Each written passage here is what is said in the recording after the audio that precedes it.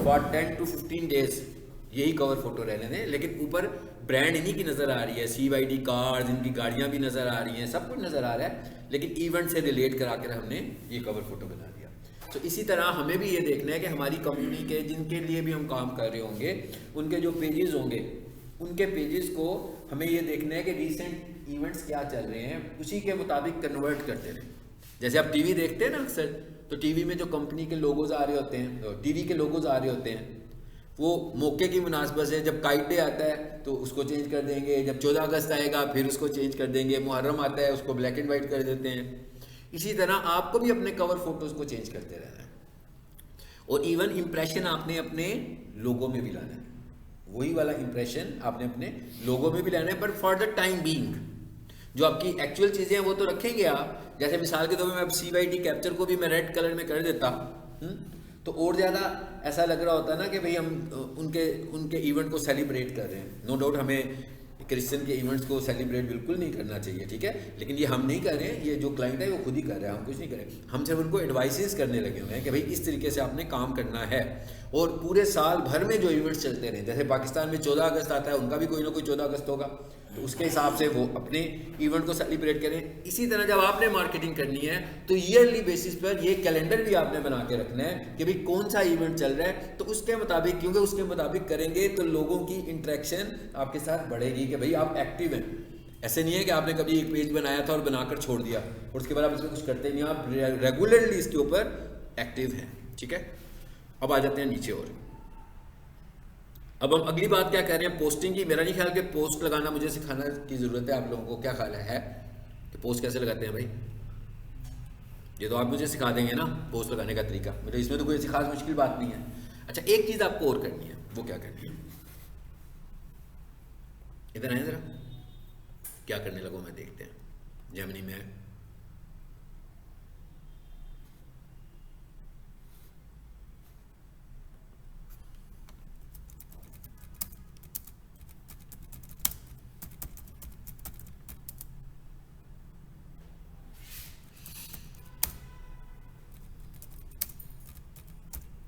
मैंने इसका मुझे छोटी सी एक कोटेशन लिख कर दो, ठीक है। ये मैं जस्ट एग्जांपल के लिए कह रहा हूँ, ये जिसका बिजनेस होगा उसको पता होगा कि मुझे क्या कोटेशन लिखवानी है, ठीक है। अबाउट यूज्ड कार,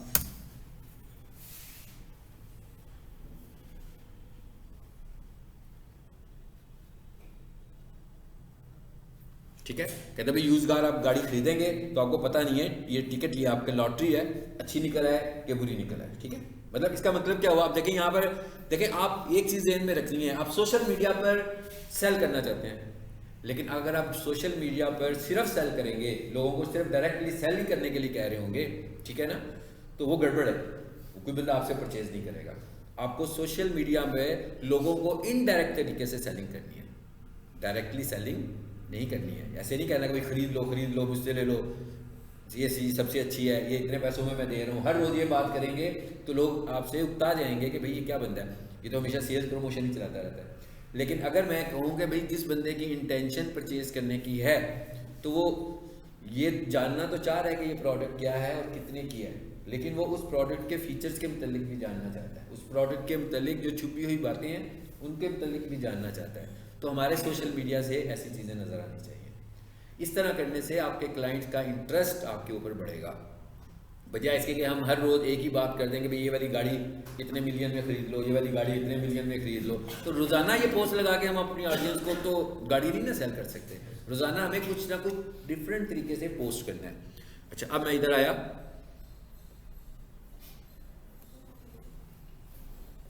चलें जी, मैंने फॉर एग्जांपल इसको पिक किया, ये कोटेशन मैंने एक छोटी सी लिखी थी, और यहाँ आया, यहाँ से मैं इस पर आ रहा हूँ, ये पोस्ट मैं डिफरेंट तरीके से बना रहा हूँ एक। हाँ, सबको पता है ना इस पोस्ट का, बैकग्राउंड वाली जो पोस्ट होती है, यहाँ से अपनी मर्जी का कोई बैकग्राउंड चूज करें, इस तरह। एक तो ये एक्टिविटी किया करें, मैं कह एक अपने डेली बेसिस पर इस तरह की कोई एक्टिविटी करें, शॉर्ट डिस्क्रिप्शन के साथ, बहुत शॉर्ट डिस्क्रिप्शन के साथ, कि भाई 1-2 लाइन का मैसेज हो और अगले तक आपका मैसेज भी पहुंच जाए। ये कुछ भी हो सकता है, ये टिप भी हो सकती है, रोजाना की कोई ना कोई टिप देनी है आपने, वो इस तरह टिप दें उसको, ठीक है। जैसे मैं गाड़ियां सेल कर रहा हूं, मैं ये भी कह सकता हूं जनाब लोगों को एंगेज करने के लिए कि I am using this car, what's yours, इसका मतलब क्या हुआ, अब जिस दिन तक मेरा मैसेज आएगा कोई ना कोई भाई कम्युनिकेट तो करेगा ही ना इसके साथ, कोई बता देगा कमेंट में जी मैं ये यूज़ कर रहा हूँ, इसका मतलब क्या हुआ, एंगेजमेंट बढ़ा रहे हैं हम लोग। तो मतलब ये एक टिप है हमारे पास कि हम किस तरीके से सोशल मीडिया मार्केटिंग के पेजेस को इस्तेमाल करें। एक तो ये है कि आप इसको इंगेज रखें, कम से कम एक दिन में एक ये ज़रूर लगाएं, मतलब जो भी पोस्ट लगाते हैं उसके साथ एक टाइम इसके लिए भी रख लें। तो इस तरह की भी एक कोटेशन कोई ना कोई छोटी सी इन्फॉर्मेशनल हो, किसी तरह की हो, वो देंगे हम। चलिए ये हम नहीं लगा रहे क्योंकि ये कंपनी यूज़ गाड़ियाँ ही बेचती है, ठीक है, इनके पेज पे तो नहीं लगाना चाहिए ये, क्या ख्याल है? इस पे तो हम यही कह रहे हैं ना कि लॉटरी है, तो वो खुद भी यूज़ गाड़ियाँ बेच रहे हैं, तो उनके पेज पे तो ऐसी पोस्ट नहीं लगानी चाहिए। ओके, अब आ जाते हैं आगे। एक पोस्ट की टाइप ये होगी, बाकी क्या है जी पोस्ट की टाइप आपके पास सबको पता है, इमेज है ना, फिर वीडियो, सबको पता है क्या है। इसके साथ साथ मैंने आपको कुछ टिप्स भी दी थी कि भाई पोस्ट कैसी होनी चाहिए, ठीक है। तो ये कोई मुझे वही नहीं होती है भाई, मैं यहीं से देखता हूँ, हाँ ये जो जो चीज़ें मैं देख के आपको बता रहा था, मैं इंटरनेट रिसर्च करता हूँ तो मुझे पता लग जाता है ये चीज़ें आप भी कर सकते हैं। मैं क्या ये चीज़ें आप भी कर सकते हैं, लेकिन अगर आप टीचर के साथ सिर्फ रेलिवेंट होकर काम करेंगे फिर नहीं आप कुछ कर सकते। अब आप सपोज करेंगे मैं आपकी जगह पर हूँ, ठीक है, और मैं देखना चाह रहा हूँ कि भाई ये पेज है, ये इंगेज कैसे होगा, कोई मैं थोड़ी सी हेल्प लेना चाह रहा हूँ कि भाई मुझे इसकी इंगेजमेंट करनी है, तो मुझे कोई सोल्यूशन तो दो, ठीक है। अब आप देखिएगा मैं यहाँ पर कुछ लिखने लगा हूँ, ठीक है। I'm selling used Japanese cars and new Japanese cars, ठीक है।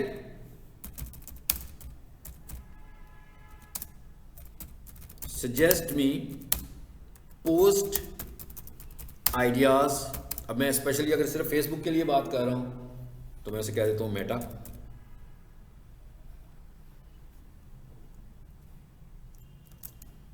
we are selling cars in, सबको पता नहीं है मैं क्या यूज़ कर रहा हूँ, पता है मेरा ख्याल है, इतना तो पता ही है सबको क्या यूज़ कर रहा हूँ, AI का उसका ऐप यूज़ कर रहा हूँ, गूगल का अपना, ठीक है। गूगल वाला ज़्यादा मुनासिब है, मैं चैट GPT नहीं यूज़ करता हूँ, चैट GPT भी गूगल से डाटा कलेक्ट करके लेकर गया हुआ है, तो हम उसके पास ही क्यों ना चले जाएं जिससे उसने डाटा कलेक्ट किया हुआ है, सारा डाटा वो यहीं से तो कलेक्ट करता है, तो हमने कहा भाई यहीं पे आ जाते हैं। आगे कुछ आइडियाज देखते हैं क्या आ रहे हैं आगे। सारा मुझे आइडियाज दे रहा है, मेरे लिए कुछ कर नहीं रहा वो, ऐसा नहीं है कि मैं सो जाऊं और वो सोशल मीडिया मार्केटिंग का सारा कुछ करके दिखा देगा मुझे, करना मुझको ही है। मैं ह्यूमन हूँ, वो आर्टिफिशियल है, उसने मुझे सिर्फ सजेशन देनी है कि ये सब कुछ चल रहा है भाई, इसके मुताबिक अपने आप को कन्वर्ट कर लो, ठीक है। अब उसने मुझे बहुत सारे आइडियाज दिए हैं, देखते हैं जरा क्या आइडियाज दिए हैं आ रहा है। देख कितनी सारी चीजें आ गई। नंबर 1 पे क्या कहा, जनरल पोस्ट इस तरह की होनी चाहिए, specific post, new car arrivals, used car special, customer testimonials, visuals, call to action, buttons लगाओ, रिमेंबर एक्सेट्रा एक्सेट्रा। कितना कुछ बताया उसने आपको, पोस्ट आइडियाज मिल गए। सिंपल अभी मैं पीक सोल्यूशन के हवाले से इसे कहूँगा, फिर वो मुझे पोस्ट आइडियाज दे देगा। मैं इसे स्टार्ट अकेडमी के हवाले से दूंगा, फिर वो मुझे पोस्ट आइडियाज देगा, ठीक है।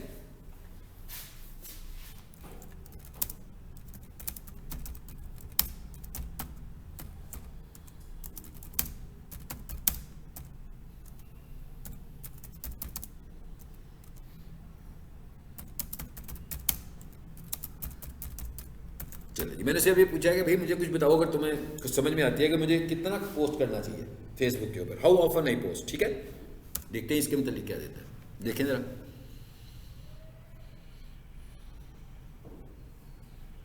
आगे आइडिया भी दे दिया उसने मुझे, तो मतलब देखें जो मेरे जहन में क्वेश्चन है ना, जो आपने क्लासरूम में जाके सवाल पूछना है ना, वो यहाँ पर पूछे आप, ठीक है। और अपने क्वेश्चन को फिल्टर भी करें। अगर आपको लगे कि पहली दफ़ा जो आपने पूछा आपको बेहतर आंसर नहीं मिला, ऐसे ही है ना जैसे आप मुझसे क्यूरी करें, क्वेश्चन पूछें, मैं उसका कोई और ही जवाब दे दूँ, तो आपको लगेगा भी ये तो गलत सवाल कुछ और था, जवाब कुछ और मिल गया, तो आप कहेंगे नहीं, फिर आप थोड़ा सा अपने क्वेश्चन को फिल्टर करेंगे और बेहतर अंदाज में कि मुझे आपका क्वेश्चन सही तरीके से कंसीव हो, क्योंकि जब मुझे आपका क्वेश्चन सही तरीके से कंसीव होगा तो मैं उसका आंसर भी आपको ठीक दूंगा। जब मुझे आपका क्वेश्चन ही कंसीव सही तरीके से नहीं होगा तो मैं तो आंसर नहीं दे सकता आपको सही तरीके से। आई होप कि आपको चीज़ें समझ में आ गई हैं। चलो अब आपको ये सब कुछ पता लग गया है कि ये ऐसा नहीं है, कोई ट्रिक नहीं है, कोई शॉर्ट टर्म चीज़ें नहीं है, फोकस है, अगर आपका फोकस होगा तो आप कर सकते हैं। आपको बहुत सारा टाइम डेडिकेट करना पड़ेगा, ठीक है। अब वो आप टाइम को कैसे मैनेज करते हैं कि क्या आप ये समझते हैं कि वो टाइम 10 साल का होगा या वो 3 साल में आपने 10 साल का काम कर लेना है, ये आपके ऊपर डिपेंड करता है कि आप कितना टाइम देते हैं, ठीक है। 3 साल में भी बंदा 10 साल का काम कर सकता है। भाई एक टीचर है वो विजिटिंग में पढ़ाता है, ठीक है, एक दिन में जाकर एक क्लास पढ़ा के आ जाता है। एक टीचर है वो दिन में 8 क्लासेस पढ़ाता है, तो एक्सपीरियंस कैलकुलेट कर लेते हैं। वो जो एक दिन में एक क्लास पढ़ा रहा है उसको नंबर ऑफ़ ईयर्स लगेंगे उस एक्सपीरियंस लेवल पे पहुंचने में, जिस लेवल पर वो बंदा जो है जो 6-6, 7-7 क्लासेस रोज़ाना पढ़ाने लगा हुआ है, ठीक है, तो उसका एक्सपीरियंस बढ़ जाएगा। एनीवेज आगे चलते हैं, यानी पोस्ट हो गई हमारी। अब हम जरा अगली चीज़ देखते हैं वो क्या है। यानी पोस्टिंग हमें समझ में आ गया, कोई डिफिकल्ट इशू नहीं है। पोस्टिंग के लिए आपको मैक्सिमम 1200 कैरेक्टर्स रखें। लेकिन अगर आप, अच्छा एक और चीज़ कि क्या, एक और क्वेश्चन है कि क्या हमें एक ही पोस्टिंग, बेसिकली तो मेटा फेसबुक, मेटा इंस्टाग्राम, तो क्या हमें एक ही पोस्टिंग दोनों प्लेटफॉर्म्स पे करनी चाहिए? गूगल तो कह रहा है, फेसबुक कहता है कर लो, लेकिन क्या हमें करनी भी चाहिए कि नहीं करनी चाहिए? क्या रिकमेंडेड है कि रिकमेंडेड नहीं है? अच्छा जी, फेसबुक के ग्राफिकल इंटरफेस पे कैसे जाते हैं? जी, बिजनेस डॉट फेसबुक, चलो जी इधर आ जाते हैं जरा। ये बताया था ना आपको लेटेस्ट, चलो ये वाला पेज आ गया मेरे पास।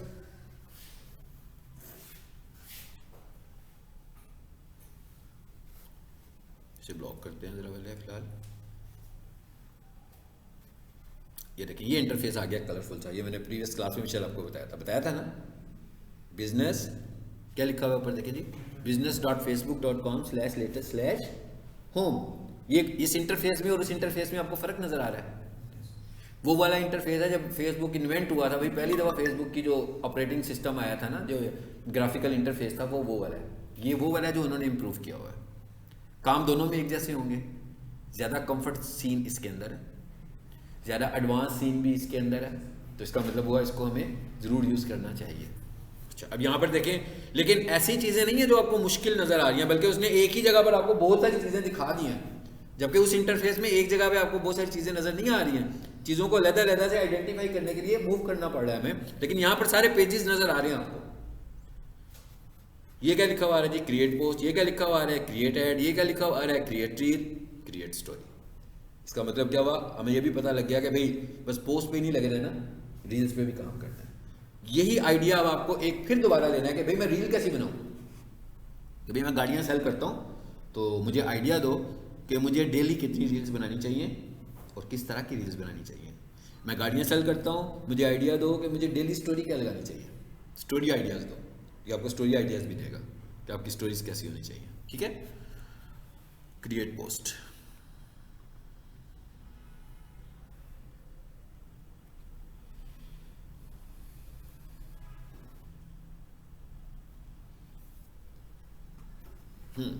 यहाँ पर मैं सिर्फ एक चीज दिखाने आपको लाया हूं, फिर उसको हम डिस्कस कर लेंगे ना। ये देखे दोनों ऑप्शन मिल रहे हैं हमें कि भाई पोस्ट बनाओ, एक ही पोस्ट बना लो तो पेज पे भी लग जाएगी, और एक ही पोस्ट बना लो जो इंस्टाग्राम पे भी लग जाएगी, ठीक है। कंफर्ट सीन तो बहुत अच्छा हो गया, वह कंफर्ट लेवल तो बहुत अच्छा हो गया कि भाई एक ही पोस्ट बनाओ, बल्कि इसे छोड़ो, यहाँ से निकलो लिंक्डइन पर, वहाँ भी लगा दो। उसके बाद रेडिट पर जाओ, वहाँ भी लगा दो। उसके बाद पिंटरेस्ट पे जाओ, ये भी तो सारे सोशल मीडिया है ना, बेशक यहाँ पाकिस्तान में कम यूज़ करते हैं हम, वहाँ भी लगा दो। तो क्या हुआ, एक ही पोस्ट ऑल इन वन बन गई सबके लिए। मगर प्रोफेशनली अगर हम देखें तो ये कोई इतना अच्छा आइडिया नहीं है। हाँ, उसकी वजह क्या है, बिल्कुल ऐसी है जैसे आज आप अभी मेरी क्लास पढ़ रहे हैं डिजिटल मार्केटिंग की, ठीक है ना। ऑफिस वाले आते हैं तो एक ओरिएंटेशन देने लगे आपको कि जनाब कल शाम को ना 7 बजे आइट्स का एक सेमिनार होना है। 15 मिनट ले लिए उन्होंने ये बताते बताते आपको। उसके बाद अगली क्लास जो थी ना वो आपकी वेब डेवलपमेंट की थी, ठीक है, और आप सारे उसी क्लास में बैठे हुए हैं। फिर वो आगे उसी क्लास में, फिर उन्होंने वही सब कुछ आपको बता दिया। आपको अच्छा लगेगा, आप कहेंगे कि ये तो हमारा टाइम वेस्ट कर रहे हैं, एक ही मैसेज हमें हर क्लास में क्यों देने लगे हुए, 10 मिनट हमारे यहाँ पे ज़ाया हो रहे हैं। एक ही तरह का मैसेज अगर मैं अपने डिफरेंट प्लेटफॉर्म पे दिखाऊंगा, और जो कॉमन प्लेटफॉर्म्स होंगे, कॉमन प्लेटफॉर्म्स। कॉमन प्लेटफॉर्म का क्या मतलब है भाई, इंस्टा भी मेटा का प्लेटफॉर्म, फेसबुक भी मेटा का प्लेटफॉर्म। तो जो बंदा फेसबुक पर है वो इंस्टा पर भी है आमतौर पर। तो इसका मतलब क्या हुआ कि एक ही मैसेज अगर मैं किसी को दिखाऊंगा तो उसे पता लग जाएगा भाई ये वाली कंपनी जो है ना, ये अगर मैंने इसको फेसबुक पे देख लिया तो मुझे इसे इंस्टा पे देखने की जरूरत ही नहीं है, क्योंकि इसने तो वही चीज़ दिखानी है जो ये फेसबुक पे दिखाने लगा हुआ है। नंबर 1 है पहली रीज़न। दूसरी reason, audience, different of audience, एक जैसी ऑडियंस नहीं है। फेसबुक जैसे अगर मैं अक्सर क्लासेस में पढ़ा रहा होता हूँ, जब मैं उनसे पूछता हूँ कि भाई आपका फेसबुक अकाउंट है, तो मोस्टली कहते हैं नहीं है, ठीक है। लेकिन जब मैं उनसे पूछता हूँ, यूथ की बात कर रहा हूँ, कि आपका इंस्टाग्राम अकाउंट है, सब कहते हैं। इसका मतलब हुआ ऑडियंस तो फर्क पड़ गया ना। मैं क्या ऑडियंस में फर्क पड़ गया, बहुत सारी ऑडियंस है जो फेसबुक पर नहीं है, इंस्टाग्राम पर है। लेकिन इसी तरीके से अगर मैं शायद किसी 30 या 35 प्लस वाले से पूछूंगा कि भाई आपका इंस्टाग्राम अकाउंट है, तो ये इन्वर्स हो जाएगा। किसी 40 प्लस वाले से पूछूंगा तो इन्वर्स हो जाएगा, और किसी 50 प्लस वाले से पूछूंगा तो कहेगा भाई ना तो मेरा इंस्टा है ना मेरा फेसबुक है, मैं तो लिंक्डइन यूज़ करता हूँ। तो ऑडियंस तो चेंज होगी। जब ऑडियंस चेंज हुई प्लेटफॉर्म की, तो साइकोलॉजी भी चेंज हो गई। यानी जो 50 साल से बड़ा बंदा पोस्ट देखना चाहता है और जो 25 साल के बच्चे को आप पोस्ट दिखा रहे हैं, वो एक जैसी पोस्ट नहीं हो सकती। हमें उसकी साइकोलॉजी के मुताबिक उसे कंटेंट दिखाना चाहिए।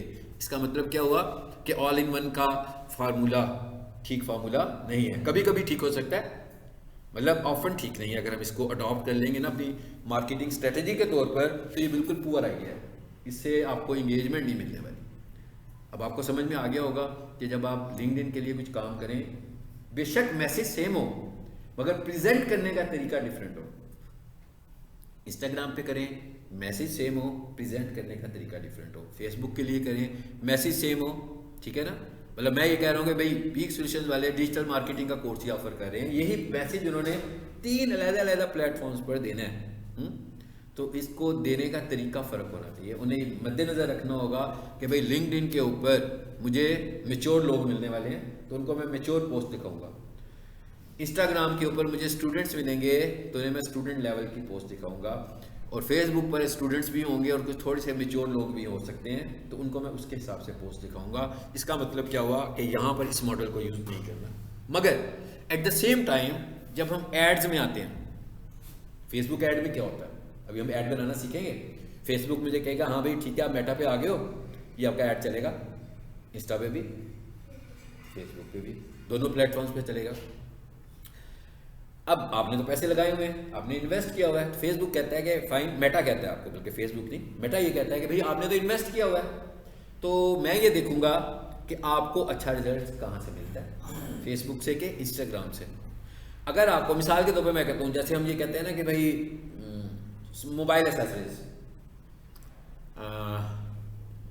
वुमेन वो जो होती है क्या कहते हैं उसको, कॉस्मेटिक्स, ये सब चीज़ें मोबाइल इंस्टाग्राम पे बहुत अच्छी बिकेंगी, फेसबुक से ज़्यादा बिकेंगी, कंपैरेटिवली ज़्यादा बिकेंगी। और कुछ प्रोडक्ट्स हैं जो फेसबुक पे ज़्यादा बिकेंगी इंस्टाग्राम पे, जैसे ये वाली चीज़ है, ये फेसबुक पे बिक रही है, इंस्टा पे नहीं बिक रहा ये पेज, ठीक है, बहुत कम बिकता है। इस तरह मैंने कुछ प्रोडक्ट्स का नाम लिया।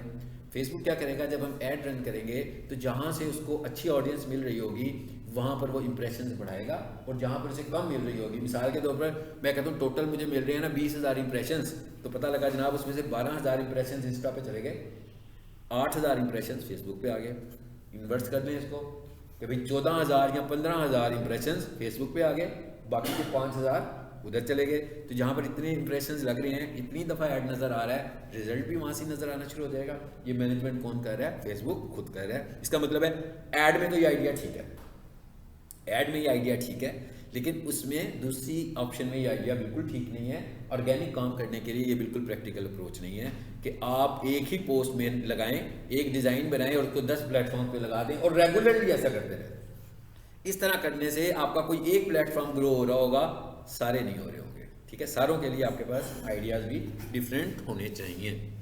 फिर आप चैट बॉट में जाएं और उससे पूछें जाकर कि भाई बताओ ज़रा मुझे कि फेसबुक के ऊपर मैं कैसे पोस्ट डिज़ाइन करूं, किस मटेरियल का, किस कंटेंट का पोस्ट हो, इंस्टा पे कैसा पोस्ट हो, लिंक्डइन के लिए पोस्ट का कंटेंट क्या होना चाहिए, ठीक है।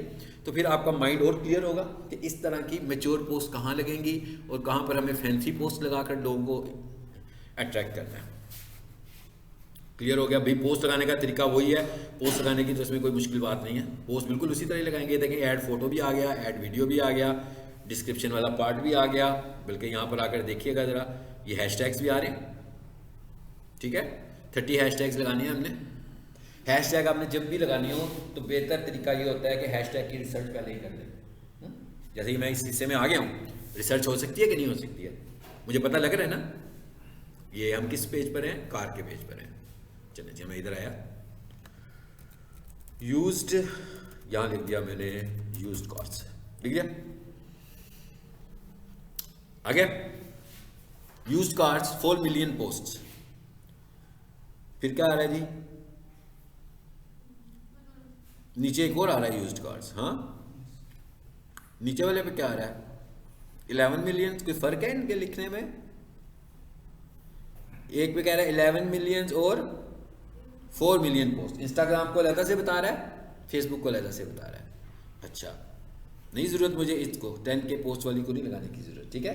पहली प्रायोरिटी पे आपने क्या लेकर आनी है, मिलियंस वाली पोस्ट। अच्छा, अब इधर आया मैं, अब मैंने कहा भाई जी के यूज कार्ड बेच रहे हैं। फिर मैंने लिखा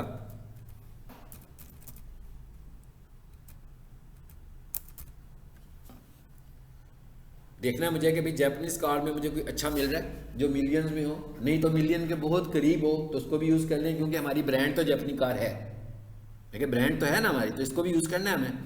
फिर मैं इधर आया और मैंने कहा हाँ भाई अब जैपनीज कार्ड में मैं क्या बेच रहा हूँ, छोटा, आ गया।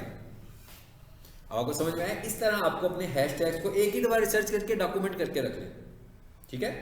टॉप 3 हैशटैग्स बनाएं, एक फाइल बनाएं जिसके ऊपर अलग-अलग टॉप 3 हैशटैग्स बने हो, और कितने मैक्सिमम ले लें, 30। तो इसका मतलब क्या हुआ, 3 फेजेस में आ गए 30 टैग्स। आप जब भी कोई पोस्ट लगाने लगें, पोस्ट की रेलिवेंट होने से यहाँ से टैग्स पिक करें और वहाँ पे जाकर पेस्ट कर दें, आपकी एफर्ट भी बच जाएगी टैग्स को सर्च करने वाली, और आपके पास सारे अच्छे टैग्स होंगे, ठीक। जैसे मैं डिजिटल मार्केटिंग कर रहा हूँ तो मैं कहता हूँ भाई डिजिटल मार्केटिंग से रिलेटेड जो अच्छे अच्छे टैग हैं वंस फॉर ऑल रिसर्च कर लें, और उसके बाद उनको बताऊंगा भाई इस तरह की जब पोस्ट लगाओ तो उसमें ये वाले टैग्स यूज़ करना, जब इस तरह की कोई पोस्ट लगाओ, डिफरेंट कैटेगरी की पोस्ट लगाओ, उसमें ये वाले टैग्स यूज़ करो। तो ये एक एफर्ट भी सेव होगी हमारी कि बार बार टैग्स को देखें, लेकिन इसका मतलब ये नहीं कि साल ये चल रहे हैं, ये रिसर्च अपडेट करते रहें, ठीक है। रेगुलरली इसको अपडेट करते रहें, मगर लेकर इसको अपने डॉक्यूमेंट में आ जाए। और इसका मतलब है सेव कर लो। सेव कर लो का मतलब क्या होता है कि यहाँ पर ये फिर दोबारा से नजर आ जाएगा आपको, ठीक है। जैसे मैं ये कह रहा हूँ भाई इसको सेव कर लो, ये मुझे अच्छा लग रहा है, सेव हो गए। मैं कहता हूँ भाई ये भी मुझे अच्छा लग रहा है, इसको भी सेव कर लो। लेकिन आपने ये भी देखना है कि वो कुछ कॉन्सेप्टफुल भी हो आपकी प्रोडक्ट से। इसका फायदा क्या होगा, जब मैं दोबारा इधर टैग्स में आऊँगा तो ये मुझे पहले से ही नजर आ रहे होंगे जिन्हें मैंने सेव किया हुआ है, तो मेरा टाइम सेव हो जाएगा ना। चलो जी, यूज़ कैसे होंगे, इनको चूज करो, ऐड कर लो। फेसबुक रिकमेंड करता है 30 टैग्स, ठीक है, मैक्सिमम 30 टैग्स, जरूरी नहीं है कि हर दफा 30 टैग्स लगाएं, कम टैग्स भी लगा सकते हैं। बाकी तो इसमें कुछ भी नहीं है। बूस्ट का ऑप्शन भी आ रहा है, पोस्ट लगाएं और यहां से बूस्ट कर लें। चलिए वापस आ जाते हैं इसी से। अब एक इसमें ऑप्शन आ रही है रिव्यूज, इसको हमने डिस्कस किया था, व्हाट आर रिव्यूज, कि रिव्यूज क्या होते हैं, किया था ना। मैंने कहा था कि भाई पहले लेसन, शुरू के लेसन में मैंने बताया था कि भाई ये रिव्यूज़ जो हैं ये बड़े ज़रूरी होते हैं। जैसे गूगल रिव्यूज़ होते हैं, इसी तरह फेसबुक रिव्यूज़ होते हैं। तो जो आपकी ऑडियंस हैं, जो आपके फॉलोअर्स हैं, हमें कोशिश करनी चाहिए कि हम उनसे ज़्यादा से ज़्यादा रिव्यूज़ लें। जैसे फॉर एग्जांपल हमने अगर 10,000 अपने फॉलोअर्स कर लिए हुए हैं तो हमें अपने रिव्यूज़ को भी बढ़ाना चाहिए। ये नहीं कि फॉलोअर्स 10,000, रिव्यूज़ 20-25 या 100, भाई 10,000 हैं तो कम से कम 1000 तो क्रॉस करें ना रिव्यूज़ में। रिव्यू का मतलब क्या है, कोई बंदा आपको वोट कर रहा है कि आप अच्छे हैं, तो इसका मतलब क्या हुआ, फेसबुक के पास ये डाटा चला गया कि भाई ये 100 लोगों ने कहा है कि ये अच्छी सर्विसेज देते हैं। उन्होंने, फेसबुक ने देखा ये 100 लोग कौन है, उसने देखा भाई ये वाला पेज है, ये वाला अकाउंट है, ये इसके इंटरेस्ट है। फिर उसने क्या किया, उसने और उस तरह के लोगों को ढूंढ के आपको रिकमेंड कर दिया। यानी फेसबुक ने आपको रिकमेंड करना शुरू कर दिया। पहले क्या किया, लोगों ने रिकमेंड किया, आपने लोगों से रिकमेंडेशन ली, तो फेसबुक ने आपकी रिकमेंडेशन बढ़ाना शुरू कर दी। इसका मतलब क्या हुआ कि भाई फॉलोअर्स से तो ज़्यादा इम्पोर्टेंट रिव्यूज़ होंगे, इसलिए कि फॉलोअर्स में क्या होता है, फेक फॉलोअर्स भी ले लेते हैं, आमतौर पर फेक फॉलोअर्स होते हैं। यानी कि आप समझ लो कि 70 to 80% किसी भी पेज के ऊपर, जो कि किसी पब्लिक फिगर का पेज ना हो, किसी ब्रांड का पेज ना हो, तो समझ लो कि वो फेक फॉलोअर्स ही होंगे। तो फेक फॉलोअर्स वाले पेजेस पर जब पोस्ट लगती हैं तो आप देखते हैं कि उनके ऊपर ना लाइक्स होते हैं, ना कमेंट्स होते हैं, एंगेजमेंट भी कम होती है। तो इसका बेहतर तरीका ये है कि फ़ेक फॉलोअर्स पे ना जाएं, फेक रिव्यूज़ पे बेशक चले जाएं। हाँ, फेक रिव्यूज़ पर जाएंगे तो कम से कम फेसबुक को आप रीडायरेक्ट करवा रहे हैं कि भाई ये सारे लोग आपको पसंद कर रहे हैं, तो फेसबुक भी आपका कंटेंट उन लोगों को दिखाना शुरू कर देता है। ठीक है, जैसे आप देख रहे हैं यहाँ पर रिव्यूज़ के ऑप्शन में आ रहा है कि 20 रिव्यूज़ और 100% रिकमेंडेड। इसका मतलब है कि सभी ने रिकमेंड किया हुआ है। अब अगली चीज़ पे आ जाते हैं, और एक और चीज़ हमने देखी थी, मार्केट प्लेस। बताया था ना आपको, मार्केट प्लेस में क्या होता है, प्रोडक्ट सेल करते हैं। मार्केट प्लेस में क्या होता है, हम अपनी प्रोडक्ट्स को सेल करते हैं। ठीक है, सर्विसेज को नहीं, मार्केट प्लेस में आप सर्विसेज सेल नहीं कर सकते। And market place is a part of Facebook account, not page. वो पेज का हिस्सा नहीं है बल्कि अकाउंट का है। तो अगर आपका फेसबुक अकाउंट भी है और आपने अपनी ऑडियंस भी बड़ी अच्छे तरीके से ग्रो की हुई है, ऐसे नहीं ग्रो की हुई कि भाई बस फ्रेंड फॉर फ्रेंड्स, या किसी भी तरह 5000 का फिगर क्रॉस करना है, फिर तो फ़ायदा नहीं होगा मार्केट प्लेस का। लेकिन अगर आपने अपनी ऑडियंस रेलिवेंट होकर बढ़ाई है, फिर फ़ायदा होगा।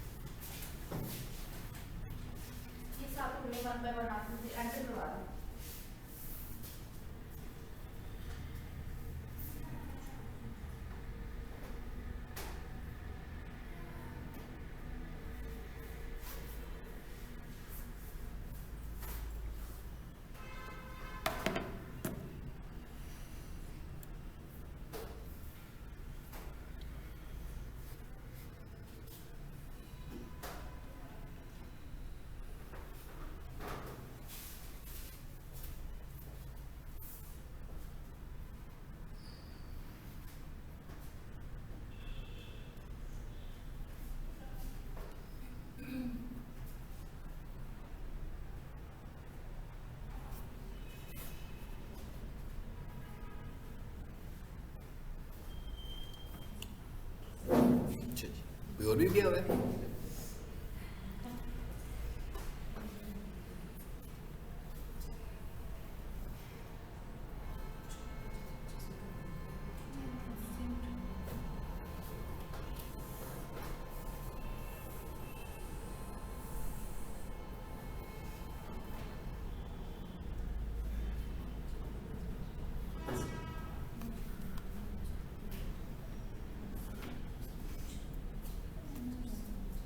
जी आ जाए। अच्छा, अब एक तो मार्केट प्लेस में चीज़ें, अगर आपके पास कोई प्रोडक्ट है तो जैसे दराज है, इस तरह फेसबुक की मार्केट प्लेस है, तो यहाँ पर जाएं। अगर आपके पास बेचने के लिए कोई भी चीज़ है तो आप मार्केट प्लेस में उसे ऐड करना शुरू कर दें अपनी चीज़ों। ठीक है, मार्केट प्लेस कहाँ मिलेगी आपको, अकाउंट में मिलेगी। अब देखें मैं पेज से अकाउंट में आ रहा हूँ, और कोई ज़रूरी नहीं है कि आपने अभी नया अकाउंट बनाया है तो आपको फौरी तौर पर मार्केट प्लेस की एक्सेसिबिलिटी हो जाए। ठीक है, मैंने कहा ये कोई ज़रूरी नहीं है कि ऐसा हो। कहाँ है जी मार्केट प्लेस, ये आ रही है?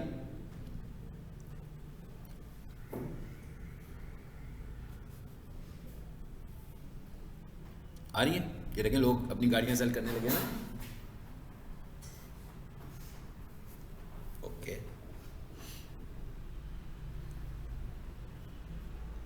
ये सारी आ गई है ना हमारे पास, जो जो आ रही हैं और किस लोकेशन से आने लगी हुई हैं।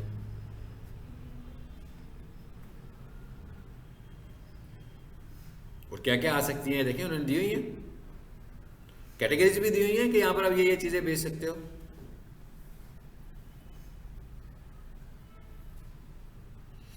जी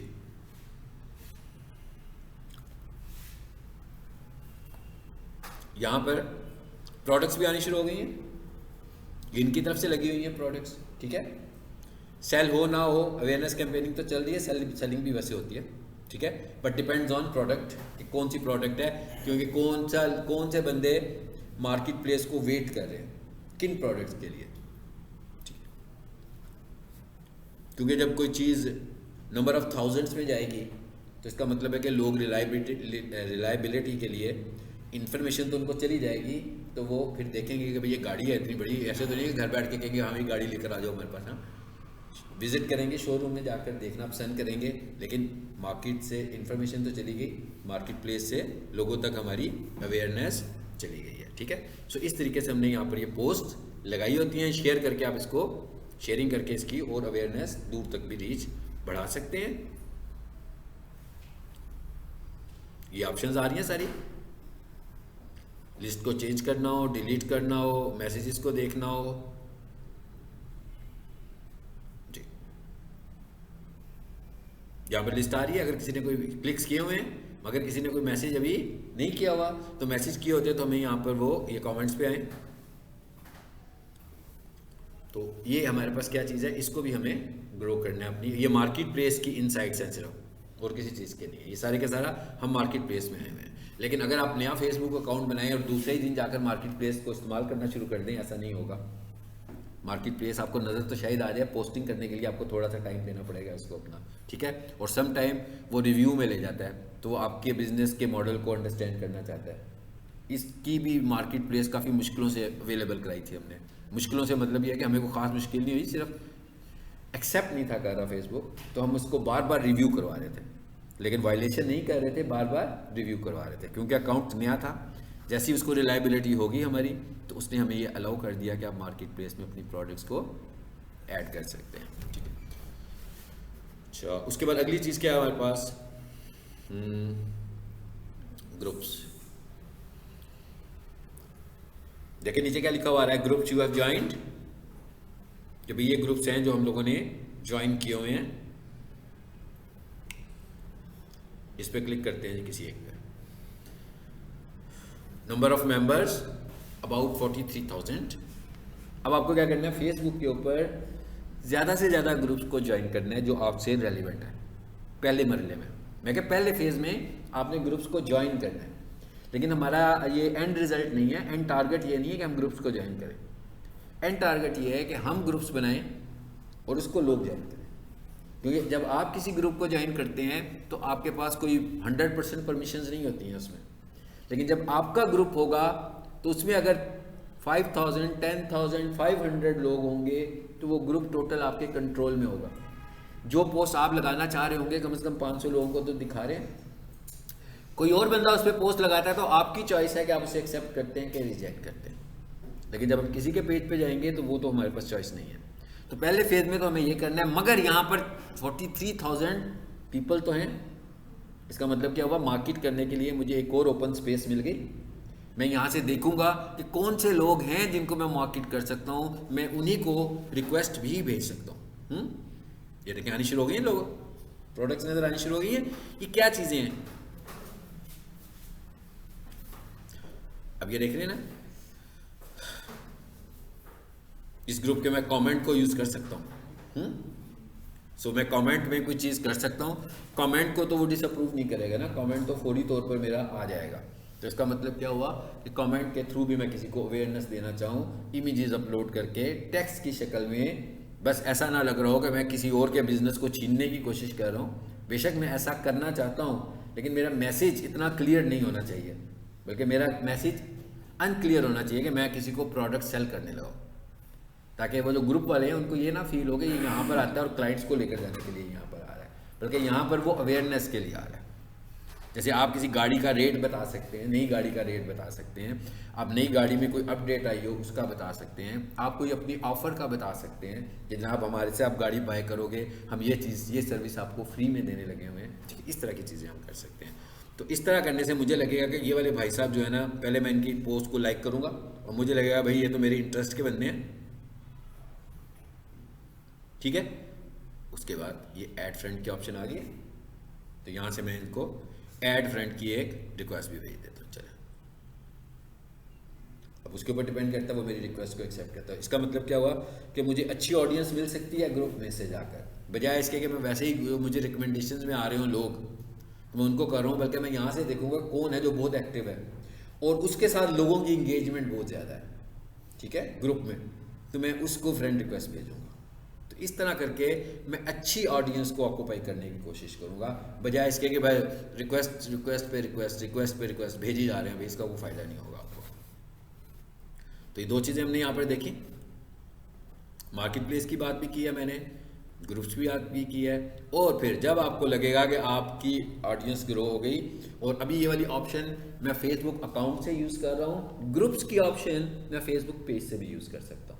इसका मतलब क्या हुआ कि मैं दोनों जगहों पर अपनी कम्युनिटी को ग्रो करूँगा, फेसबुक अकाउंट से भी और फेसबुक पेजेस से भी, और ताकि मेरे पास जो ग्रुप मैं बनाऊँ उसमें ज़्यादा लोग आएँ। और मैं ग्रुप्स बना सकता हूँ कि CYD cards Kenya, CYD cards Mombasa Kenya, इनके दूसरे शहरों के भी बना सकता हूँ। जैसे मैं कहूँ digital marketing Lahore, digital marketing Islamabad, और उस ग्रुप में मैं एडवर्टाइज़ करूँ कि जो भी इस्लामाबाद के लोग हैं वो इस ग्रुप को ज्वाइन करें, जो लाहौर के लोग हैं वो इस ग्रुप को ज्वाइन करें। तो होगा क्या, अगर 100, 200, 1000 लोग आएंगे तो बड़ी सही लोकल ऑडियंस मैंने टारगेट कर ली है उस ग्रुप में जाकर, तो मैं उनको बहुत अच्छे तरीके से कुछ मार्केट कर सकता हूँ। चलिए अब आ जाते हैं आगे, और इंशाल्लाह इसको नेक्स्ट क्लास में करेंगे, डेट इज़ एडवर्टीजमेंट। ऐड, हमारे पास दो ऐड्स हैं, एक ऐड होता है जो पेज से हम डायरेक्ट बूस्ट कर लेते हैं, एक ऐड जो होता है वो हम ऐड मैनेजर से बनाते हैं। दोनों ऐड्स को हम देखेंगे कि भाई बूस्ट ऐड क्या होती है, कैसे लगेगी, उसके क्या एडवांटेजेस हैं, और जो बूस्ट ऐड मैनेजर से हम ऐड लगाते हैं वो क्या चीज़ है, क्या इन दोनों में कोई फ़र्क भी होता है, ऐड अकाउंट्स क्या होते हैं, कितनी तरह के ऐड अकाउंट्स हैं। इंशाल्लाह ये वाला नेक्स्ट टॉपिक है जो हम नेक्स्ट क्लास में स्टार्ट करेंगे।